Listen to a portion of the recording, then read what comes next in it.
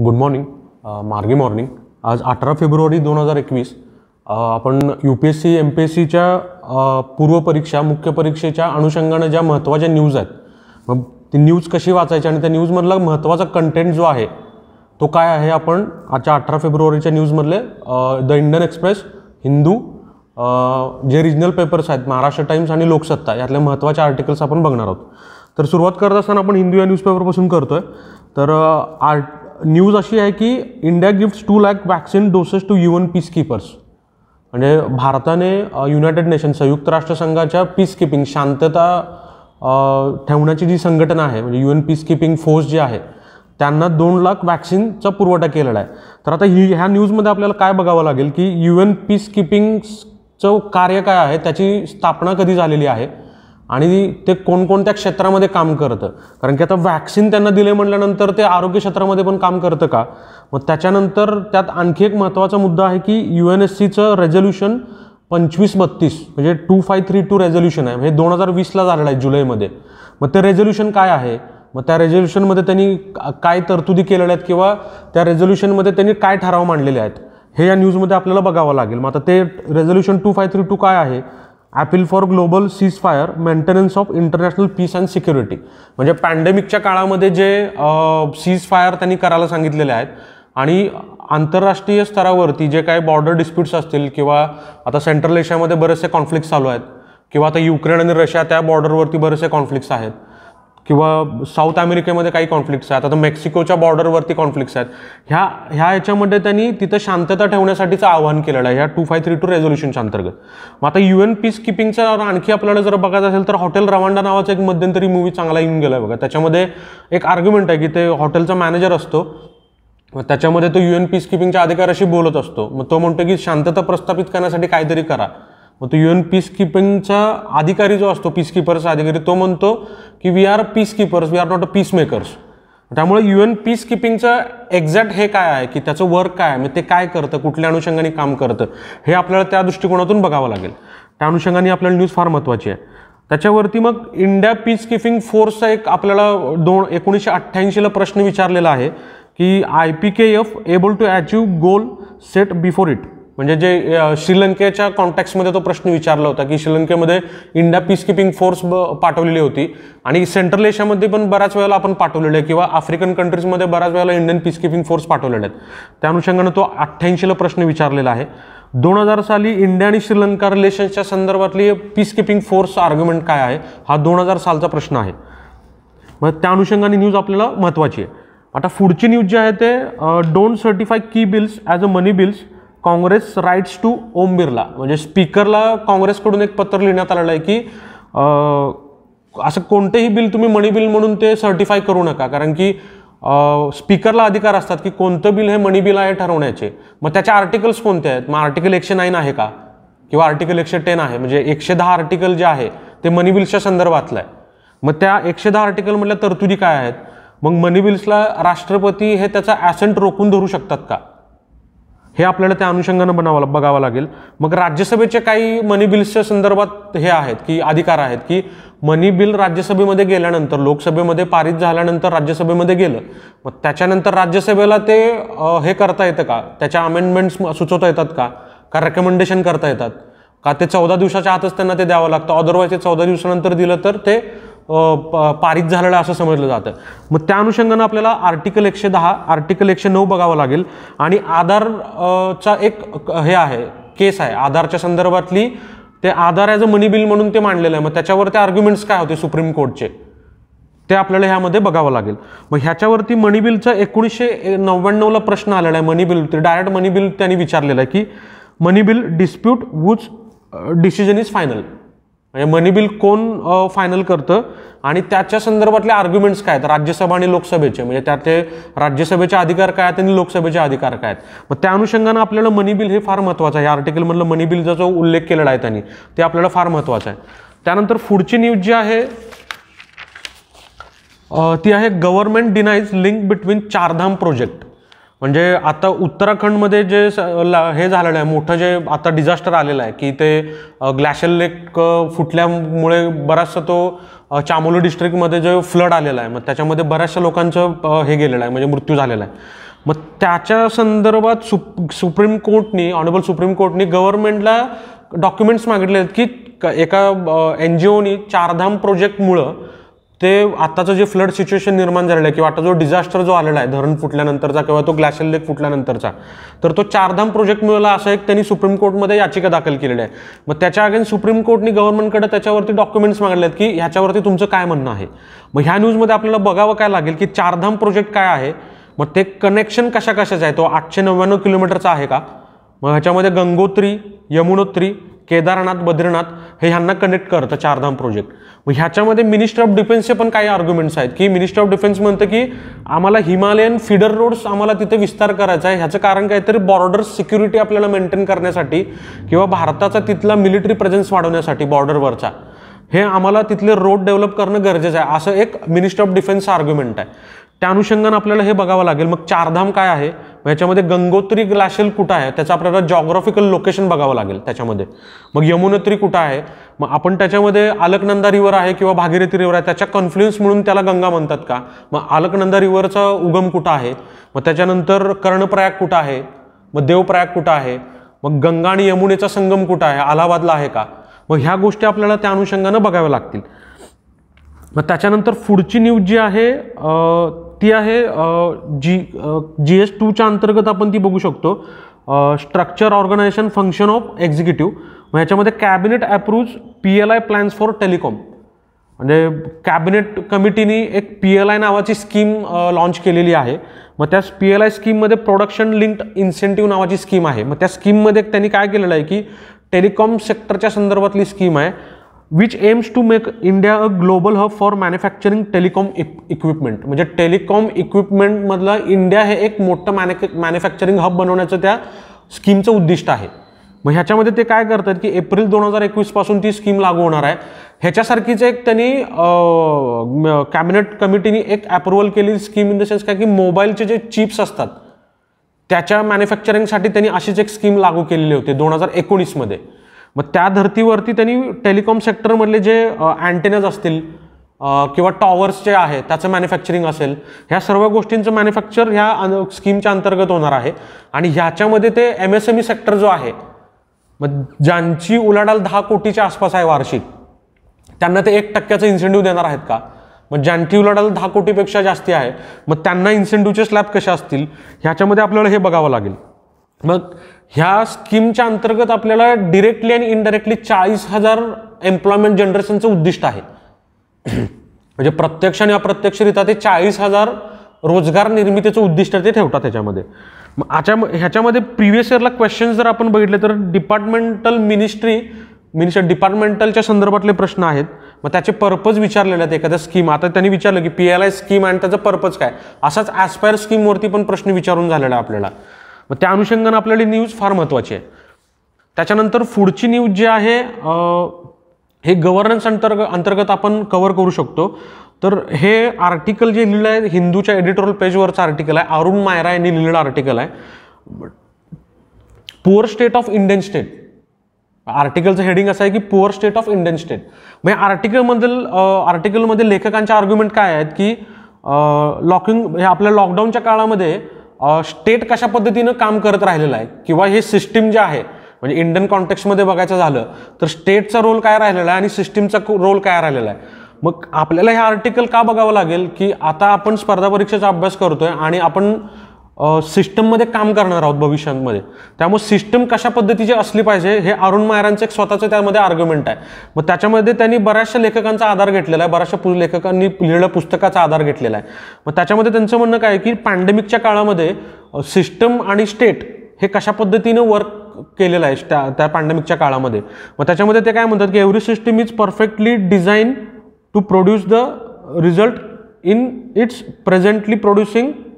मग हे कुणाचं आर्ग्युमेंट आहे की डोनेला मिडाव नावाचे एक लेखक आहेत.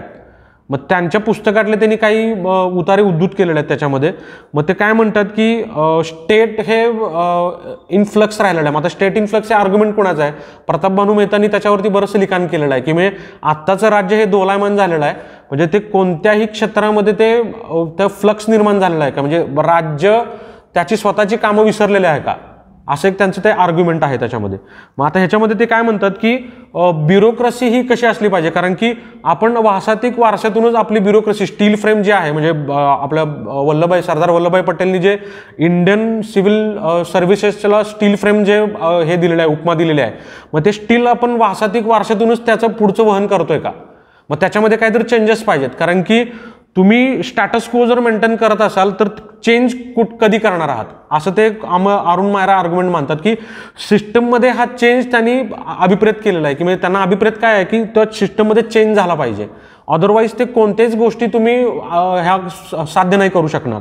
मग त्या सिस्टममधला चेंज कशाच्या आधारे पाहिजे, मग ते स्टेटचे स्ट्रॉंग ते 3 पिलर ते हे करतात. मग ह्याच्यामध्ये काय की support from people, strong administrative machinery to provide stability and deliver service, आणि तिसरा आहे ते managerial ability to shape and implement change.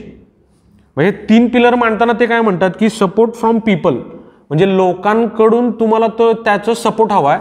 मग त्याच्यामध्ये स्ट्रॉंग ॲडमिनिस्ट्रेटिव्ह म्हणजे एक अशी ताकदवर अशी प्रशासकीय मशिनरी हवी आहे. मग त्याच्यामध्ये त्या प्रशासकीय मशिनरीच्या आधारे आपण स्टॅबिलिटी मेंटेन करू शकतो आणि त्या सर्व्हिस डिलिव्हर करू शकतो. मग आता याच्यामध्ये काय की तिसरा आर्ग्युमेंट काय की managerial ability to shape implement change. मग जर आपल्याला बदलांची अंमलबजावणी करायची असेल मग त्याचं योग्य व्यवस्थापन करणं गरजेचं आहे, असं अरुण मायरा एक आर्ग्युमेंट मांडतात. पण त्यात पण ते काय म्हणतात की जर सपोर्ट फ्रॉम पीपल जर असेल तर ते कुठं तर ऑथॉरिटेरियन रिजिमकडे वळतं का, म्हणजे लोकांचा अति जो सपोर्ट असेल किंवा अति तुम्हाला जी हे असेल की बाबा की लोकांकडून एखाद्या राज्याला सपोर्ट मिळतो आणि त्या सपोर्टमधून निर्माण झालेलं जे एकाधिकारशाही आहे ते एकाधिकारशाहीकडे जाण्याची पण त्यांनी त्यामध्ये भीती व्यक्त केलेली आहे. मग आता ह्याच्यामध्ये ब्युरोक्रेसीचा रोल काय आहे की ह्या सिस्टममध्ये म्हणजे पुअर स्टेट ऑफ इंडियन स्टेटमध्ये राज्यव्यवस्थेमधला ब्युरोक्रेसीचा रोल काय असावा. मग ते प्रोफेशनल सिव्हिल सर्व्हिस असावी असं ते एक आर्ग्युमेंट मानतात. मग played in the formation of strong state in China, Japan and France. मग चायना आणि जपान आणि फ्रान्समध्ये ब्युरोक्रेसी हे एक स्ट्रॉंग ह्याच्यामध्ये आहे की म्हणजे ते ब्युरोक्रेसी स्ट्रॉंग ह्याच्या वेनी करतं की स्ट्रॉंग वेनी वर्क करतं, मग त्यांचं फॉर्मेशन स्ट्रॉंग आहे. मग तशा पद्धतीची ब्युरोक्रेसी ते अपेक्षित करतात. इंडियन कॉन्टेक्स्टमध्ये ते तशा स्टेट ब्युरोक्रेसीचा आग्रह धरतात त्याच्यामध्ये. मग India he inherited from iron frame, आपण मगाशी चर्चा केली की ते स्टील फ्रेम आपण वासातिक वारशातूनच निर्माण झालेल्या अजून आपल्या ॲडमिनिस्ट्रेटिव्ह ज्या प्रॅक्टिसेस आहेत त्याच आपण अजून पुढं हे चालवतोय. मग त्याच्यामध्ये आपण मग ह्याच्यामध्ये आणखी काय बघितलं पाहिजे की जर रिफॉर्म करायचे असतील सिव्हिल सर्व्हिसेसमध्ये ॲडमिनिस्ट्रेटिव्ह सर्व्हिसेसमध्ये तर सेकंड ARCचा रिपोर्ट आहे त्यातला 4था रिपोर्ट हा आपल्याला महत्त्वाचा आहे. बघा इथिक्सच्या अनुषंगानं पण आपल्याला ही न्यूज फार महत्त्वाची आहे. मग इथिक्समध्ये आपल्याला तो 4था रिपोर्ट अभ्यासाला आहे आणि तो फार महत्त्वाचा आहे. त्यामुळे सेकंड ARC रिपोर्टमधला 4था रिपोर्ट मधले काही जे आर्ग्युमेंट्स असतील किंवा होता कमिटीनं काही आर्ग्युमेंट सुचवलेले आहेत ते आपल्याला फार महत्त्वाचे आहेत. मग त्या अनुषंगानं आपण ब्युरोक्रेसीमधला चेंज असेल किंवा स्टेटचं जे रोल आहे त्याच्यामध्ये आपण बदल करू शकतो असं अरुण मायरा एक आर्ग्युमेंट मानतात. मग आता त्याच्यामध्ये 2010ला essay येऊन गेलेला आहे from traditional Indian philanthropy to the Gates Buffett model, a natural progression or a paradigm shift. मग 94ला एक प्रश्न आहे challenges before a civil servant, म्हणजे आजच्या सिव्हिल सर्वंट समोरील चॅलेंजेस, हा 94चा प्रश्न आहे. आणि त्याच्यानंतर परत 94ला आणखी एक प्रश्न विचारलेला आहे politics, business and bureaucracy a fatal triangle, म्हणजे पॉलिटिक्स, बिझनेस आणि ब्युरोक्रेसी हा एक फॅटल ट्रायंगल आहे का, म्हणजे राज्यव्यवस्थेमधला हा ट्रायंगल हा फॅटल आहे का, असा 94ला त्यांनी प्रश्न विचारलेला आहे. मग त्या अनुषंगानं आपल्याला काय ह्या न्यूजमधलं काय बघावं लागेल, एकतर GS4 जो इथिक्सचा पेपर आहे त्यातलं पब्लिक ॲडमिनिस्ट्रेशन असेल, त्यातलं सेकंड ARC रिपोर्ट आपल्याला महत्त्वाचा आहे, होता कमिटीचे काही आर्ग्युमेंट्स आहेत ते बघावे लागतील, आणि त्यांनी जे हे सांगितलेलं आहे की ब्युरोक्रेसीमध्ये चेंज व्हायला पाहिजे.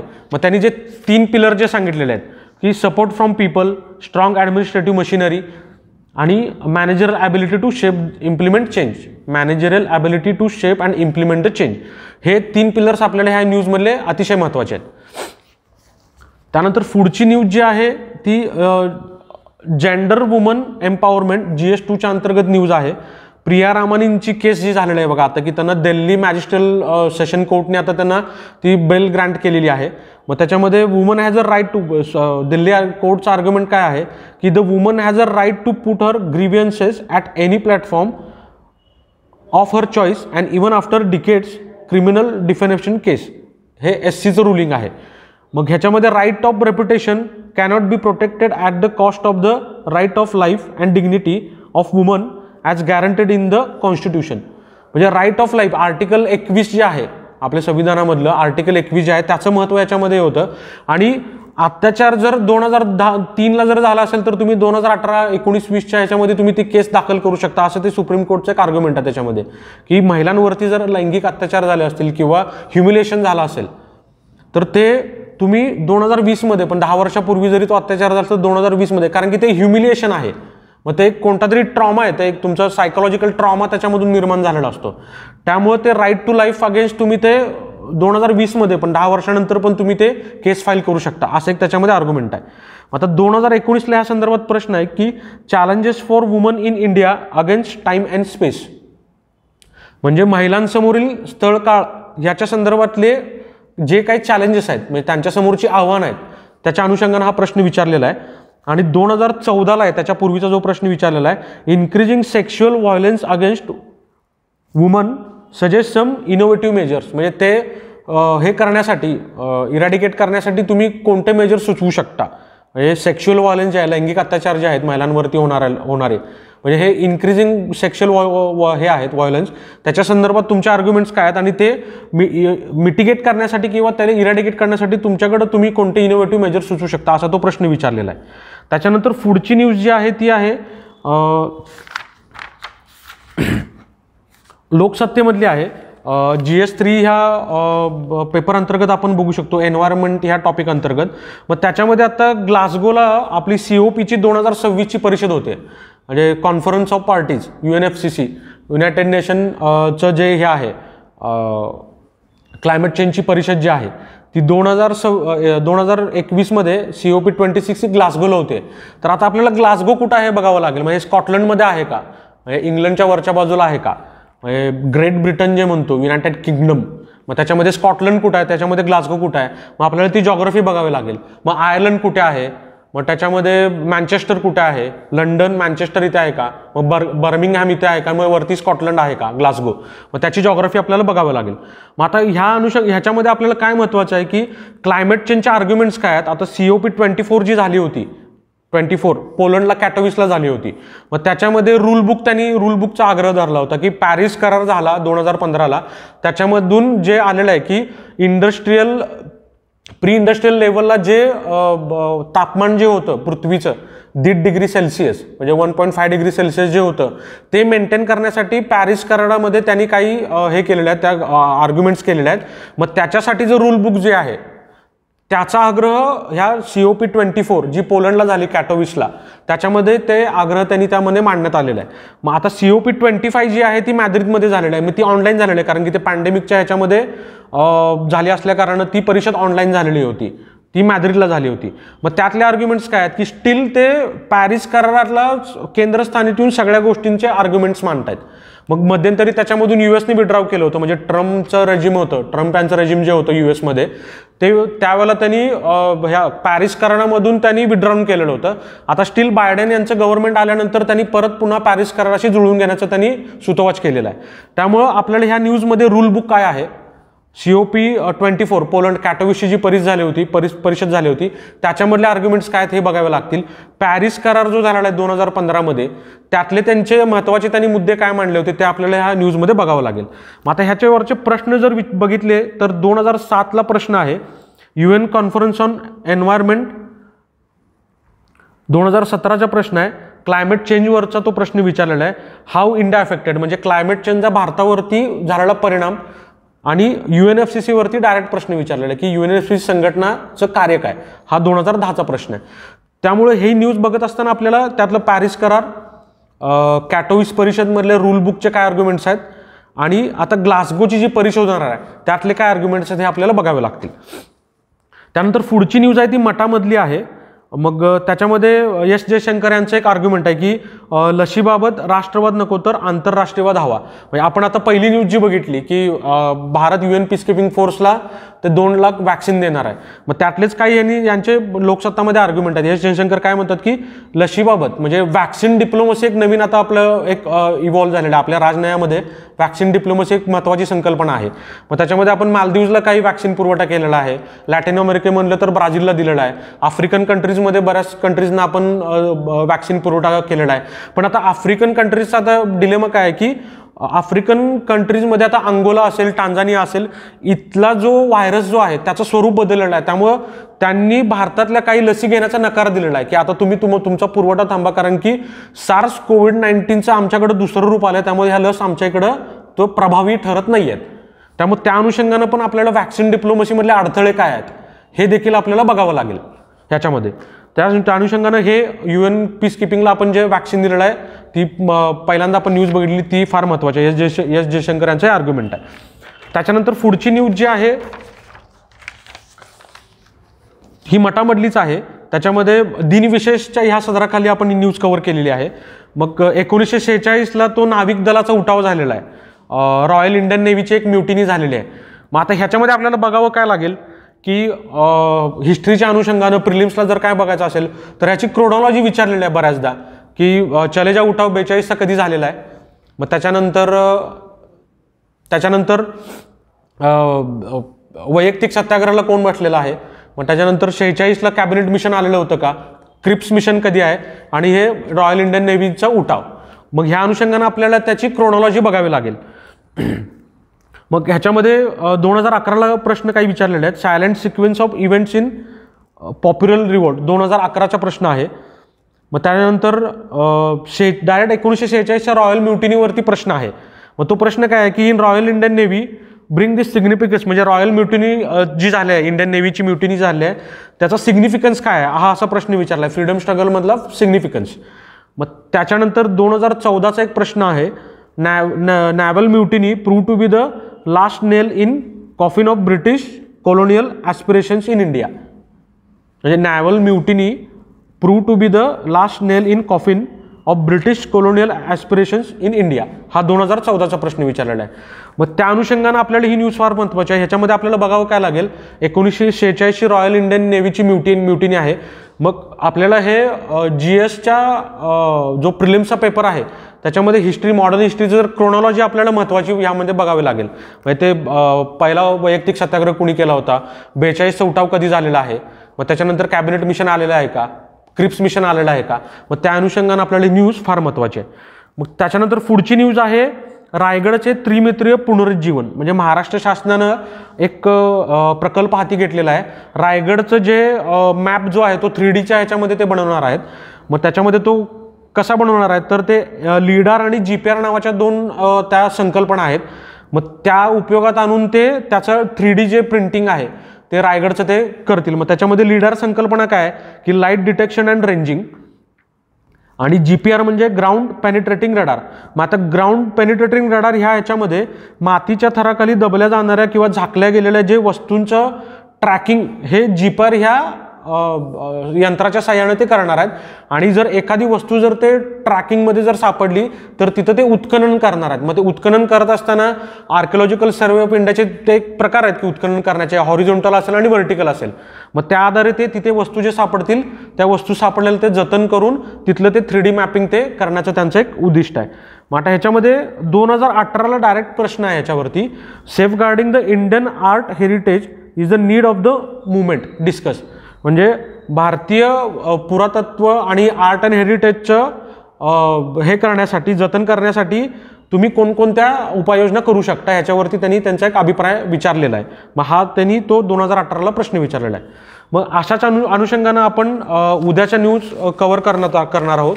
तुर्तास आपण आज इथे थांबतोय. धन्यवाद.